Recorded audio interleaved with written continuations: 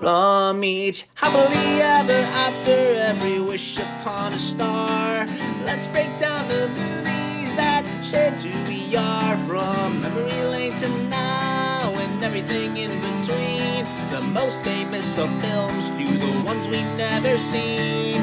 Decade by decade, all the times we laughed and cried. And with a little pixie dust, they will all take flight. Reliving the feelings, and we're trying our very best. And if they mean the same to you, please be our guest. So hop aboard, we would love to have you as we hang with a certain mouth, the whole gang too. If you love nostalgia stuff, we hope this does the trick. Thanks for joining us as we deep dive the magic. Hi, and welcome back to the Deep Diving the Magic podcast. I'm KJ. And I am Jeffrey, and we are back today with the 133rd Disney feature-length film from November the 3rd of the year 1977. Today we are talking about the movie Pete's Dragon. Mm-hmm. Pete's Dragon is based on the unpublished short story Pete's Dragon and the USA by Seton Miller and S.S. Field. And Pete's Dragon is kind of a hybrid between live action and animation. Mm-hmm. Would you like to start us off with a synopsis about our 133rd deep dive? An orphaned boy and his magical dragon come to the New England town of Passamaquoddy? Passamaquoddy. I probably butchered that. With his abusive adoptive parents in pursuit. Mm-hmm. Really, the whole family in pursuit. But It's true. Thoughts? You've watched this before. I have. I know I think that. this makes... Watched it together. Yes, I think this makes number 2. So we've watched this movie twice together now. Yeah, it's worth it. Okay. Perfect. Okay, well, tell them how you really feel. Go ahead. What else you got for facts or thoughts? All right, so since you've watched this before, originally Elliot the Dragon was not to be seen at all in the film and remain invisible throughout. However, members of the studio animation department gradually lobbied studio heads to increase the amount of visible screen time. At first, it was decided he would only be seen at the end of the film, but ultimately the character's screen time was increased to a whopping 22 minutes. Yeah, he steals the show. Well, he wasn't going to be seen at all. I kind of like that idea too. I don't think I do, because then you wouldn't have ever got to see what he looked like. Anyway, Up to the imagination. I guess. Also, this film's box office performance suffered as it was released at the same time as dun dun dun Star Wars. It's true. 1977. How do you feel about that? I mean, there you go. They remade this a few years ago. Yes, it In a did. live action remake. We saw it in the theaters. Yes. I think I actually like this version better. We'll get there in a number of years. And there were also plans to move the lighthouse that's in the film, because it was specifically constructed for this film, to Disneyland. But unfortunately, the building had deteriorated beyond repair before it could be moved. Yeah, that was that crazy Disney storm.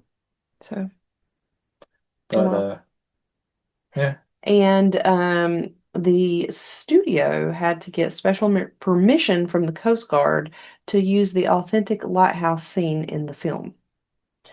The scene where Mickey Rooney and the Red Buttons drunkenly walk into the cave to see Elliot turned into a massive ad-lib session, with each comedian trying to outdo the other, with pratfalls and slapstick comedy. That's what Mickey Rooney does. Yeah.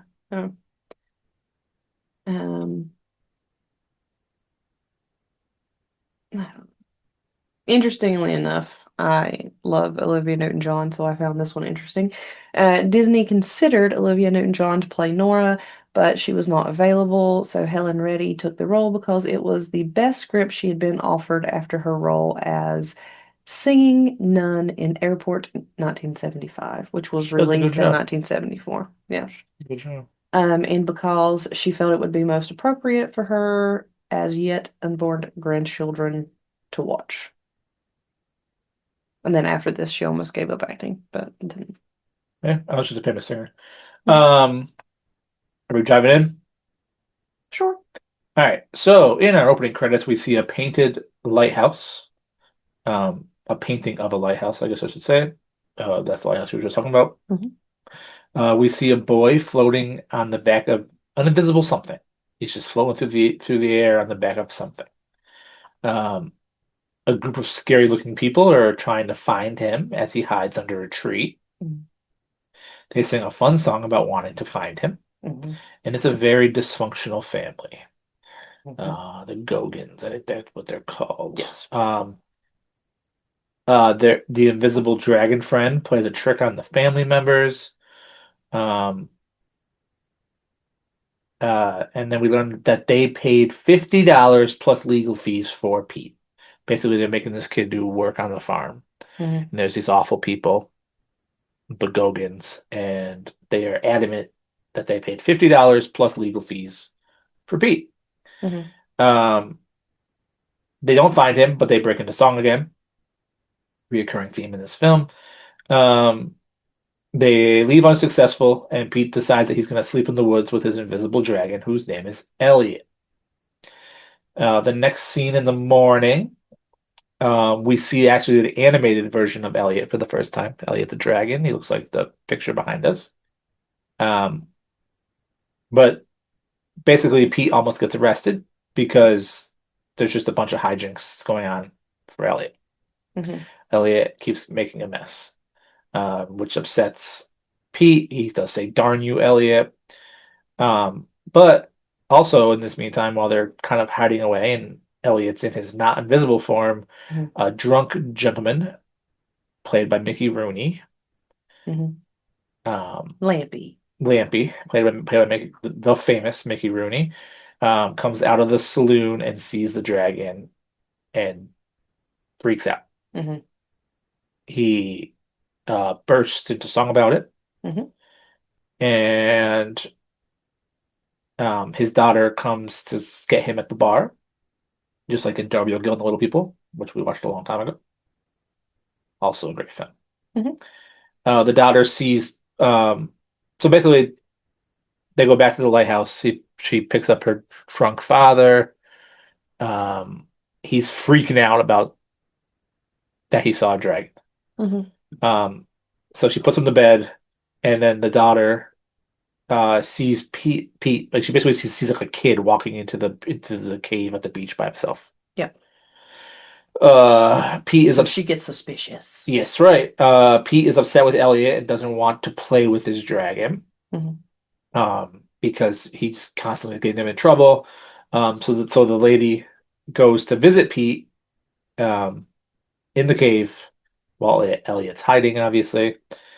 She brings him to the lighthouse to feed him, Mhm. but he does run back in to make up with Elliot before he leaves. Anything so far? Nope. Elliot is to stay in the cave until all is clear. Um, um,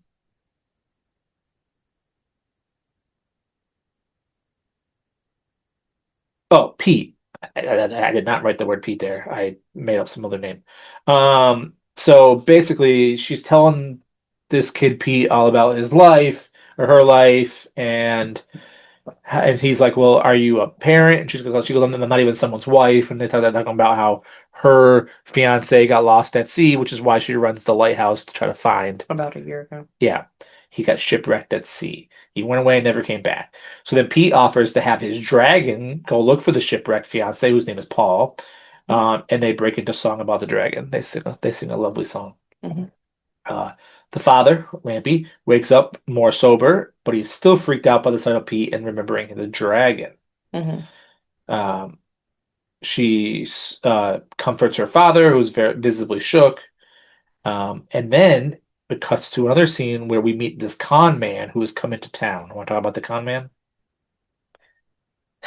A con man is some kind of like I don't even know what you'd call him.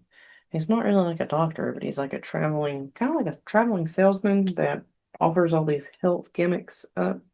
Yeah, so basically he's I mean, I like thought they a had a word for that. he's I mean, I like thought they a had a word for that. he's a Witch doctor, but something to that effect, I guess. yeah, he's just like a fake medicine salesman. There's a word for that. He's a whatever. Yeah, A quack, they call him in this, but that's not the right word for it. take offense to that.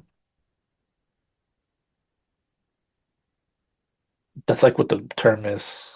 I know, but that's what they call people that work in psychiatry. Oh, okay. Oh, there you I take offense to that. Anyway, go. No, the con man is coming to town. The people of the town recognize him and are not pleased to have him. Um, they sing a song about Massaquatty or whatever. yeah, and they start bracing for the impact of them coming into the town. Yeah, because he's not even like they're coming in on like a sale. Yeah, some kind of like Their car is boat-like, yeah. but it's a car, but it has a sail on it like a boat.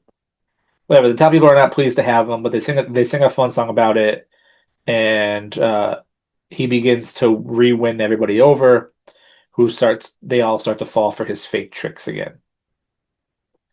Um, Dr. Terminus. In my notes, I have a snake oil salesman. yeah, that's probably a good way to put it. Um, Pete, at this point, cuts back to Pete. He's telling Elliot about the shipwrecked sailor. The drunk lighthouse father, Lampy, runs into the con man at the bar, and he starts ranting to him about the real dragon. The con men, see it as a chance to make money, and so he sends his assistant to go with him to the cave to try to see Elliot. Mhm. They are drunk, and Elliot overhears their terrifying details, and they all get nervous. This is what you're talking about when they were like very slapstick comedian Mhm. ad-libbing the whole thing. You want to talk about that scene? That was a fun scene. Well, I mean, it pretty much self-explanatory there. They walk into the cave. Uh, Elliot's not invisible. yeah, he's not invisible, but they're just like, hush, hush, like they're gonna sneak up on him and stuff, but they're obviously not being very quiet about it. But I guess drunkenly they think they are, and they think they're being sneaky. Um, they sneak into the cave, but they are seen. Yeah. And then they are, but like they're all scaring each other. The dragon's scared of them. They're scared of the dragon. It's just a very, very funny scene. Yeah. They all hysterically get scared. Even they even have Elliot drink their alcohol, which causes him to breathe fire because he's a drunk dragon. So they all flee. The con man does not believe his terrified assistant. Um, Mhm. but it cuts to the next day, and it's time for Pete to start school. But rumors of his dragon continue to spread. We also learned that the fishermen are very upset with the lack of fish. Yeah. Massive Maquati has lost the fish, so they blame Pete for all the fish turning sour. The lady breaks into song again about making room for everyone. Um, but Elliot then causes more chaos, which gets blamed on Pete by the new teacher. She very much abuses this poor child. Um, she takes a ruler and smacks him and the knuckles, Mhm. and then the backside. That's definitely abuse. Um, Elliot comes for Pete and breaks the wall and scares the children and the abusive teacher. Like he's just like there's a giant dragon-sized hole in the wall. Mhm. Causing a lot more hijinks in the town, including catching the attention of the con man. Mhm. So now he is interested in the dragon for money, and they break into song about it. They go to visit the lighthouse looking to buy Elliot for $5. Elliot only go, but we learn that Elliot is not owned by anybody. He only goes to those who are in need of him. Um, So he tries to talk Pete into explaining to Elliot that he needs him. so that basically, like when you have to go tell him yourself, but he's invisible today. The lighthouse family asks Pete to live with them, which is a nice, sentimental scene. Mhm. Live with them forever, and he agrees to make it their real home. Yep. Elliot, however, has to live in the cave because the daughter doesn't believe in Elliot, and the father's still scared of Elliot.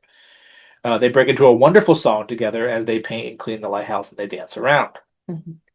But then the awful Gogans, who Pete ran away from in the beginning, show up again in the town to reclaim him. Um, and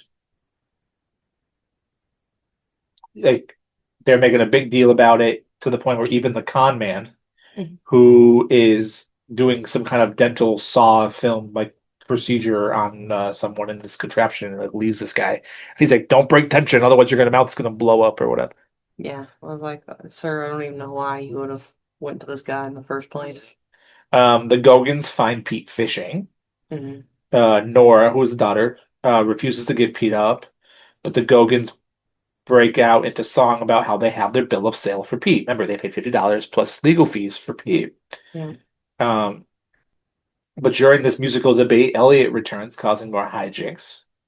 Then the con man goes to speak to the Gogans. They want Pete. They want Pete, and he wants the dragon. But the Gogans don't believe in the dragon, so they all laugh at him. So they decided that they're going to help each other. Um, they're going to help each other get with what they want. Mhm. Um, and then the con man goes down and tells the townspeople that if they can help him catch the dragon, it will help their fishing. So that obviously entices them. So there's a plan in place for sunset. But of course, what happens? There's a giant Disney storm. A whopper of a Disney storm. Um, Pete visits Elliot, and then Elliot tells Pete something, which makes Pete return to tell Nora that Elliot actually found the shipwrecked fiance, Mhm. but she doesn't believe him and says that they all have to be realistic. And she finally admits that she does not believe in the dragon. She does not believe in Elliot. How dare she? The con man lies to Pete about Elliot, causing a scene in town. But at this point, through this Disney storm, Nora also sees a ship that's coming Mhm. through this crazy Disney storm. We probably see this Paul character. He's very excited about going home, Mhm. but the con man whose name, what I don't know, doctor or whatever, Terminus. Terminus, brings Pete into the trap of the Gogans and the town people. Pete is the bait for Elliot, and then the dragon comes to save him, of course. And when he comes, they're gonna shoot him with a harpoon. So they con Elliot to come save Pete. Uh, but then, of course, meanwhile, while all this stress is happening and bad guys are going to win, the Disney storm does a bunch of damage to the lighthouse, putting like basically turning out the light. Like a big like wave comes and like that's a big wave. Like a big wave comes and knocks out the wick of the lighthouse, Mhm. adding a little extra stress to the ship's already rocky sea. At the same time, the townspeople catch Elliot in their trap. So like this like net falls on this invisible thing, which everyone's shocked because it's real. There's a lot of commotion that ensues in this great scene to portray the stress of the situation. Elliot becomes uninvisible and frees himself from the net, just pretty easily, actually. He Mhm. frees himself from the net before being harpooned to save Pete from basically like he stops before he can get become harpooned. He saves Pete from the captures, which he's able to do. Elliot then breathes fire on the bill of sale, destroying the proof of anyone owning Pete. And the Gogans, who are now covered in tar randomly, end up fleeing to save themselves as Pete and Elliot laugh. Did I miss anything there? No. If he burns up the bill of sale Mhm. for the $50 plus legal fees, and then they all fall on this pit of tar. Yep. And they run away. True. Can you care about this any less? Uh, I do. It's just you're like, but for some reason they were on tar. yeah, they were randomly. There's nothing to the rest of the film. They're just covered in tar. Um, but we then see Doctor whatever Terminus is still aiming the harpoon straight at the dragon. But at the last second, we see that the rope for the harpoon is wrapped around the con man's leg, who gets blown through the air with a goofy yell. He gives out one of those goofy yells, Yeah. and getting hit. So add one more to your counter. Goofy yell counter. Yeah, I mean, we never really kept count of it. I mean, We should have. good luck. I mean, we're 133 films in. What are you gonna do? Start now? Nope. So we hear the goofy yell, while this dude gets thrown through the sky. And he ends up getting trapped upside down because like the harpoon goes into like a piece of wood and he's like hanging upside down. Mm. Um, as Elliot and Pete make faces to scare the con man before they free themselves. Um, at the exact same time, the mayor and the townspeople are coming out of their meeting. And the storm electrifies a light pole and knocks it down and is going right towards them. But Elliot comes to the rescue, catching the pole and saving the townspeople, but also at the same time officially revealing himself as a real dragon to them. Mhm. They say that there really is a dragon, and of course the dragon saved them. But meanwhile, the ship we're not out of the hot water yet. Meanwhile the ship is heading straight towards the reef when they can't see anything. So Elliot and Pete hear the distress call and they fly to the lighthouse to try to help, but they're having a hard time because it's like this whopper of a Disney storm, and Elliot is very tired. They arrive through the intense storm, and an exhausted Elliot, the dragon, uh, shows up, which terrifies Lampy. But they're like, all right, we have to do this. So Elliot tries to breathe fire to light the lighthouse wick that's soaking wet. But he's kind of caught on the stairs, so he can't produce as much fire as he wants. Mhm. It's at this point that, of course, Nora arrives, seeing the dragon for the first time, revealing that it is, in fact, real. Um, More struggles to light the wick, but with lots of encouragement, and the very exhausted dragon finally relights the lighthouse, allowing the ship to navigate the scary sea. Nora thanks Elliot with a kiss, causing it to go invisible. The next day, the fishermen celebrate with lots of fish, and they all praise Elliot the dragon, how the tides have turned, literally. Nora and Paul are reacquainted and they embrace each other. And then Paul admits that something invisible saved its life while he was knocked unconscious, and that, of course, was Elliot. The mayor publicly thanks Elliot in a comical scene, and they all break into this Razzle Dazzle Day song. Elliot, but then so like I we're thought that song stuck in my head when we watched this. we're riding high. We're It's riding. one of those that just will get stuck in your That's head. right. We're riding high, happily ever after. Except that Elliot emotionally tells Pete that since Pete is now happy with his new family and that he's safe, the dragon now has to go to a different child that needs him. Yeah. So then Elliot flies off into the sky as Pete waves goodbye alongside his new family. Elliot becomes invisible, and that's the end of our film.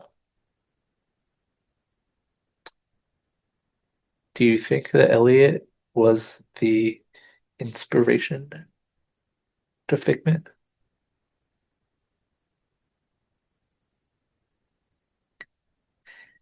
I don't know. When did Figment get his start? Epcot opened in when my parents get married, 82. I mean, he doesn't look a ton like him. I felt like Elliot was inspired by what's her name? But then maybe that came out after. What is the lady that turns into the purple dragon? Sword in the Stone, Yeah. Madam Yim. Yeah, I feel like that inspired Elliot. Maybe, Because I mean, I feel like they look alike. Anyway, maybe. Um, okay, so thoughts? it's cute. Couldn't tell with your lack of Maybe a excitement. tearjerker. I don't really like films that make me feel like that. So, And I do. yeah, that is a Jeffrey film. I do. Yep. So, any extra facts or thoughts or overalls? No, I think I covered them all before. IMDb gave it a 6.3 out of 10. I gave it a 6 out of 10. Okay. It's good. It's not my favorite. It does make my second time watching it. I don't know if I ever watched it as a kid. Maybe I did. Maybe I saw bits and pieces of it. I don't know. Anyway, it wasn't memorable for me as a kid, but we did watch it within the past 10 years. So, and we obviously watched it again. I think we watched it on VHS tape. Uh, I think I liked this one better than the remake that you were talking about. We saw that in the theaters. Yeah, In the IMAX? Don't remember. I don't think so. Anyway, it's good. It's not good enough to make my list, but it's good. Missing out. But what is your list then? So my list is The Many Adventures of Winnie the Pooh, 101 Dalmatians, The Parent Trap, Sleeping Beauty, Dumbo, The Apple Dumpling Gang, The Strongest Man in the World, Napoleon and Samantha, Snowball Express, and The Jungle Book. Solid list upon a star. My list upon a star. You think it's solid? I mean, I can't believe you're the strongest man in the world on there still, but that's whatever. I'm not here to judge. And it's super high too. It's a good one. Speaking of super high, we're gonna soar on the back of an invisible dragon here in a second. So Okay. my list upon a star my list upon a star is 101 Dalmatians, Mhm. The Rescuers, Mhm. Mary Poppins, The Many Adventures of Winnie the Pooh, Peter Pan, Mhm. Robin Hood, Mhm. Alice in Wonderland, Bedknobs and Broomsticks, Peach Dragon at number 9, and Babes in Toyland at number 10. So, um, Ah, Peach Dragon is getting in at number 9, knocking down Babes in Toyland and knocking off the Apple Dumpling Gang. So the Apple Dumpling Gang had a little bit of a run. It made it like 13 films in 2 years. 2 years worth of films and 13 films that we've watched, but the Apple Dumpling Gang has been chopped. So now, Babes in Toyland, the wonderful film that blew me away, is at the chopping block. And we will put that right here because Pete's Dragon has made it to my number 9. I think it's a really good film. If I had to give you like a gripe about the film, it's long. it is. It's too long. If it was like shorter, then I would give it like a higher rating. I love the Gogans. They're wild. I love Lampy, Mickey Rooney. Like I love Elliot. I love musicals and I love sad movies. So yeah, number 9, My Little Upon a Star is Pete's Dragon. Yeah. So what are we watching next though? For film number 134. Next. Next is the last film of the year 1977. The final film of 1977, Okay.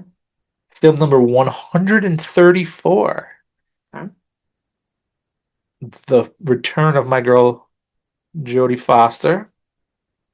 Will I like it as much as I liked Napoleon and Samantha? I won't know. It's not on my list anymore. But it is a film that I had never heard of.